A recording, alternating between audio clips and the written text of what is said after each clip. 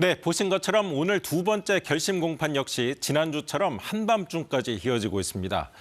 윤 전 대통령 측은 갈릴레오와 히틀러까지 언급하며 계엄은 정당했다는 변론을 종일 펼쳤습니다. 이화진 기자입니다. 윤석열 전 대통령 측의 서증 조사로 시작된 두 번째 결심 공판. 침대 변론이란 비판을 의식한 듯 재판 지연을 의도하지는 않았다고 했습니다. 정당한 변론 활동에 대한 악의적인 공격 내지 오해가 있는데 피고인과 변호인이 재판 종결을 지연해 얻을 수 있는 것은 없습니다.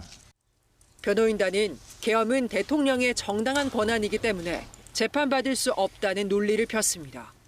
삼권 분립을 이론화한 프랑스 법률가 몽테스키웨를 언급하며 헌법에 기초한 계엄은 사법심사 대상이 아니라는 주장입니다.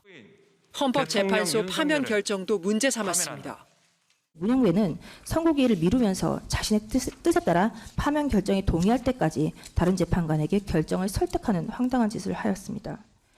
계엄에 대해선 여전히 거대 야당을 탓했습니다. 종교계의 핍박에도 지구는 돈다고 한 갈릴레오를 윤 전 대통령에 견주고 히틀러를 대중의 압도적 지지를 얻은 독재자라며 더불어민주당에 빗댔습니다. 그러면서 민주당이 탄핵을 이어가거나 검찰청을 폐지한 것도 북한의 지령이었다고 주장했습니다. 직위원 재판장이 짧게 해달라고 거듭 요청하자 윤 전 대통령은 직접 나서 재판 과정에서 우리 쪽 증인을 못 세워 부득이 말해야 한다고 말했습니다. 종일 이어진 변호인 9명의 변론. 지난주 1차 결심 때 김용현 전 장관 측과 닮은 꼴이었습니다.